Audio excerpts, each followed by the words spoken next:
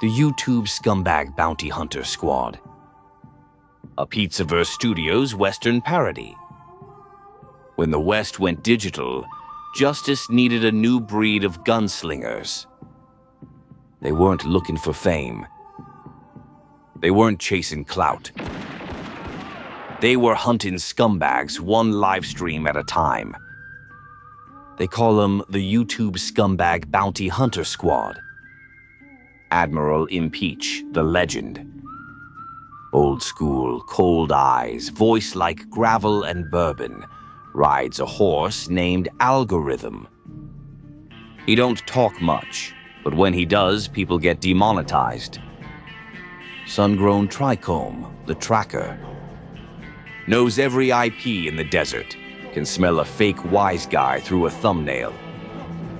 Always smiling, always high, never misses a shot, except when he's rolling. Jim Martin, the sharpshooter. Quiet type, wears black gloves, black hat, and never runs out of ammo or patience. Once took down a whole comment section with a single post. Aaron, the tech whisperer. Got gadgets, drones, and Wi-Fi boosters strapped to his saddle. If it's online, he can find it and fry it. The crew calls him the firewall with fists. Black hat music, the enforcer. Every showdown's got its soundtrack and he provides it. Rolls up playing outlaw guitar licks that make the guilty sweat. When the beat drops, somebody's going offline. And then there's David Lopez, the Mexican.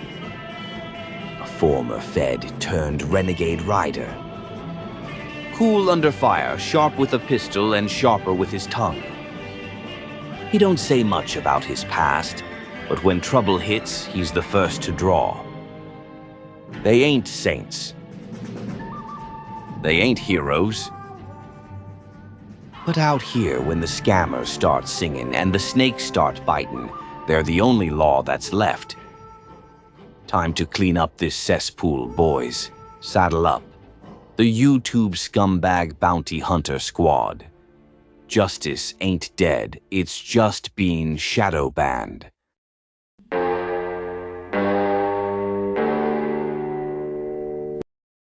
What the fuck you doing in there, you prick?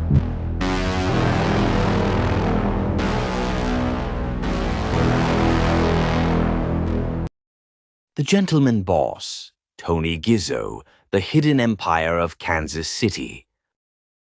A Pizzaverse Studios historical. Written by Bambi Palermo. The city that never closed. Kansas City in the 1920s wasn't the heartland. Kid, it was the heartbeat of sin. While the rest of America was dry, KC was wet and getting richer by the barrel. And one man stood behind the curtain, making sure every bar, ballot, and bookie paid their due. Anthony Robert Gizzo. Born 1902, New York City Italian blood, American grit. He didn't come from royalty, but he was bred for the game. By the time he hit Missouri, the streets were run by John Lazia, a flashy mob boss who liked his suits loud and his power louder. Tony watched, learned, and waited. Lazia's apprentice.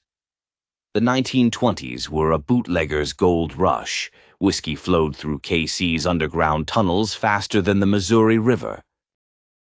Lazia had the police in his pocket and the mayor on his payroll. Tony Gizzo was his quiet enforcer, not a trigger man, but a bookkeeper with brass balls. He understood numbers, politics, and people. He knew where the money moved, and more importantly, who moved it.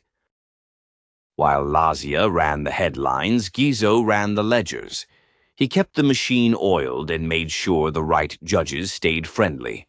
That was his gift control through connections, not chaos. But in 1933, Lazia was gunned down outside his home. The city erupted, cops raided, politicians panicked, and the Pendergast machine started to fracture. Yet out of that smoke, Tony Gizzo kept breathing. He had the instinct that separates the living from the dead. In the mob, he knew when to duck and when to deal. Politics and power. By the mid-1930s, Kansas City was a city of ghosts. Politicians buying votes, ward bosses buying judges, and gangsters buying them all. Tom Pendergast, the political kingmaker, had a machine that could turn crooks into councilmen. Tony Gizzo became the man who connected the streets to the suits. He funneled cash into campaigns, made sure police captains stayed compliant, and turned the city into a corruption carousel. From narcotics to numbers, every vice was a tax bracket in Gizzo's book. He got popped for narcotics once possession of opium and morphine spent time in Leavenworth.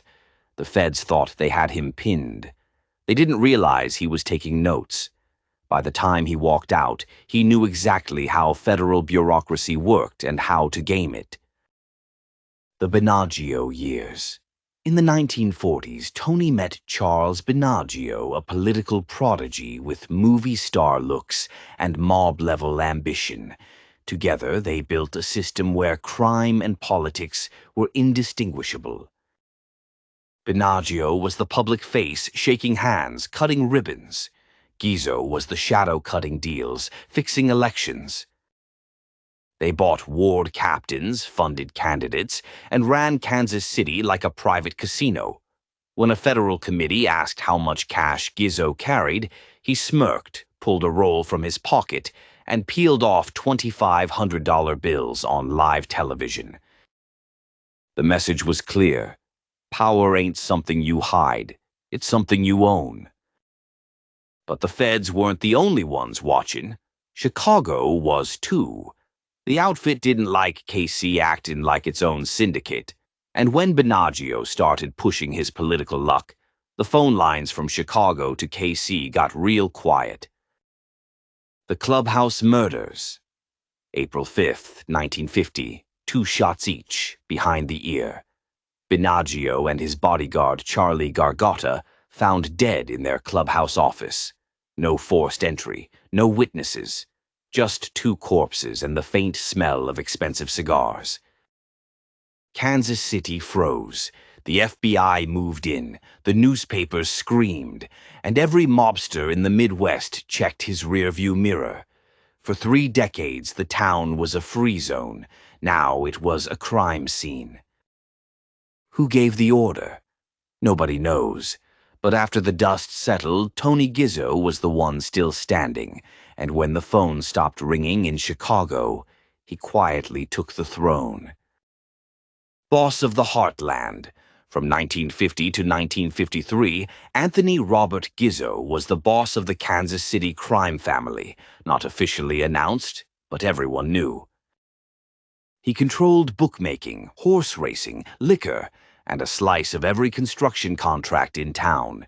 He expanded into Florida, took meetings in Vegas, and sent envoys to Cleveland and Milwaukee. He did what few mobsters ever managed. He ran an organization without ever raising his voice. He was the gentleman boss, silk suits, clean language, and steel eyes. If he wanted you gone, you didn't get a warning, you just got forgotten. But you can't stay invisible forever. Federal agents tracked his every move. The Senate Kefauver Committee dragged his name through the papers, and Chicago wanted tighter control over Vegas skim money. Gizzo saw the future coming: corporate crime, union money, the Vegas pipeline, and he was building bridges before the others knew they needed roads. Death in Miami. April 1st, 1953. Miami, Florida. Tony Gizzo drops dead in his hotel room. Official cause: heart attack. Unofficial story. Depends who you ask. Some say the feds were closing in and he knew too much. Others say Chicago wanted him out quiet. A few even believe he was poisoned the old school way of retirement. At 51 years old, his heart stopped, and the Midwest lost its most refined gangster. His funeral was modest: a handful of old-timers, a few priests, and a whole lot of people who owed him money pretending they didn't. The blueprint. When Tony Gizzo died, the city didn't collapse, it evolved. The man who took over, Nick Civella, ran Kansas City for the next 2 decades, but he did it with Gizzo's playbook. The infrastructure, the connections, the labor rackets, the Vegas pipeline, all born under Tony. He taught the mob how to go legit without ever being legit. He built front companies, laundered through construction and transport, and made sure the books were as clean as his shoes. In the history books, he's a footnote between Binaggio and Civella. In reality, he's the architect of the modern Kansas City outfit, the blueprint for organized crime in the Midwest. The man behind the machine. Power don't always come from a gun. Sometimes it comes from a grin and a good tailor. Tony Gizzo was that rare breed of mobster, educated, elegant, and utterly ruthless. He could talk to senators in the morning and shake down a bookie by lunch, and he did it without ever breaking a sweat. His story ain't just a crime tale.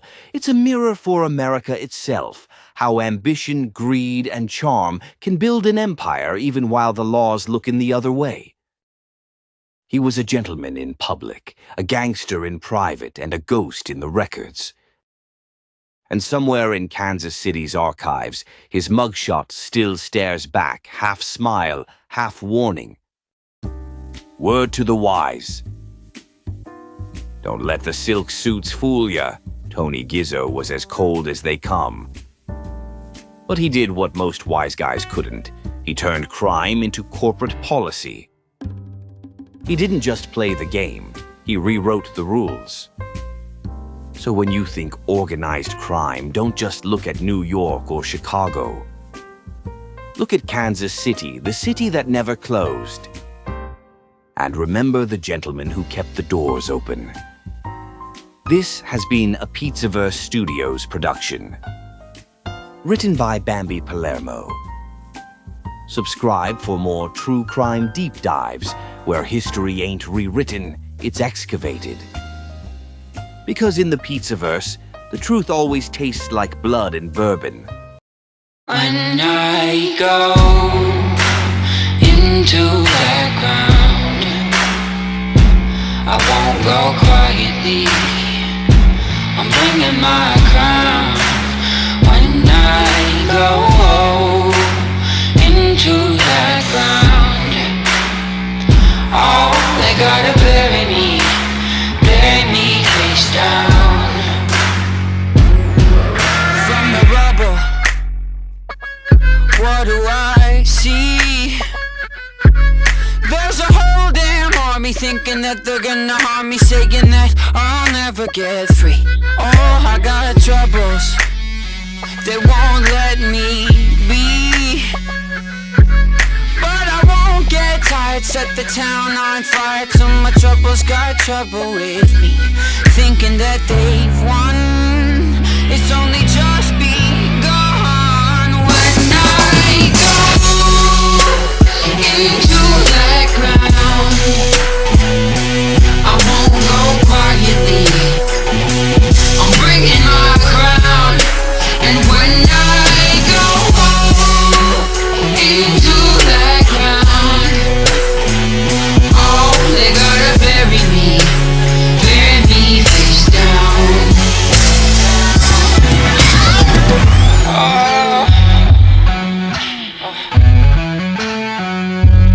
I've been on the run since I was a boy, but now I'm done running, got another thing coming. Watch my enemies get destroyed. Oh, I got troubles of more than one kind, but I never sleep. Gotta bury me 6 feet deep where the sun don't shine. Thinking that they've won, it's only just begun. When I go into that ground, I won't go quietly. I'm bringing my crown. And when I go into that ground,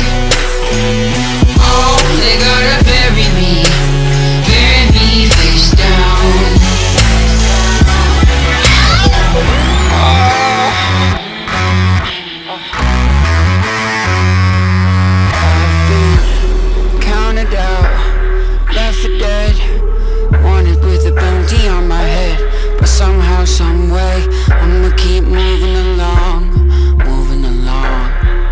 Been counted out, left for dead, wanted with a bounty on my head, but somehow, someway, I'ma keep moving along, along. Thinking that they've won, it's only just begun. When I go into that ground, I won't go quietly, I'm bringing my crown. And when I go into that ground, oh, they gotta bury me face down. Oh, they gotta bury me face down.